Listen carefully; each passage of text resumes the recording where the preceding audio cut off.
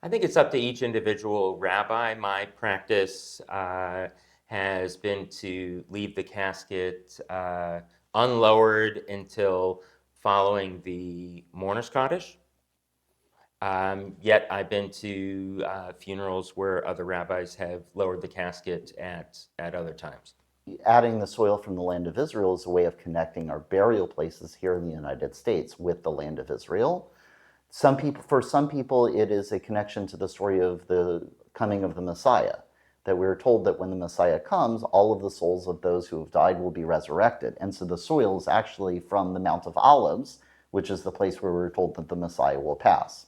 There's also just something, if that is not a story that speaks to you, not part of your theology, of that idea that Abraham, Isaac, and Jacob, Sarah, Rebecca, Leah, and Rachel, they all lived in that land. They had all of those experiences in their land. We hear the stories of the burial of each of them, and to bring soil from that place to connect it to the places, we are reminded that their humanity is part of our humanity, that what we witnessed from them saying goodbye to their loved ones is part of our acts of saying goodbye to our loved ones.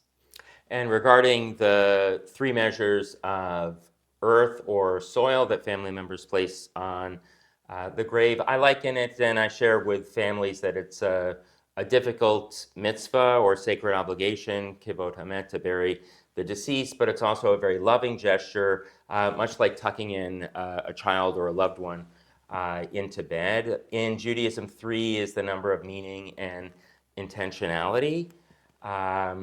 Some people, to show the reluctance in having to participate in the burial of a loved one, will use the shovel flip side up.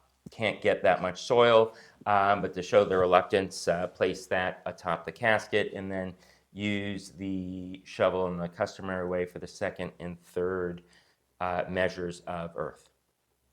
And I've had some families that do a few shovelfuls of earth, and I've had others that was really important, very common I've heard, is to try to cover the whole top of the casket with soil, depending on how many folks are there. That takes some time. And there are other traditions where where there is that sense of filling the grave, which I know is challenging because a lot of the cemeteries, because of the use of vaults, you can't actually fill in the grave because they need to bring in machinery to do it, and so they ask for the family to depart. So while the coffin is being lowered, I do share some prayers that the individual will peacefully go to God and that God will accept the soul of that individual. Yet during the shoveling itself, there may be some people talking or having conversations, but I typically let the moment speak for itself. Judaism, when it comes to Jewish practices revolving or having to do with funerals, is very direct and it's very visceral. So I typically don't add any words or prayers during that time period. It's one of those really powerful moments. As Rabbi Berger said, it's visceral. You feel it, you hear it. It is difficult. It is one of the most challenging ritual experiences because there's that sense of finality, but it's also really, really powerful.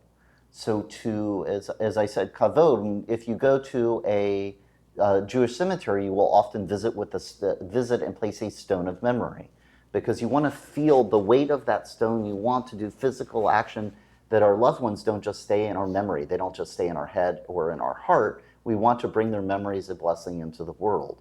That act of shoveling the earth is very much one of those rituals, and it is different than it's not something you might normally do. It is full of lots of different emotions.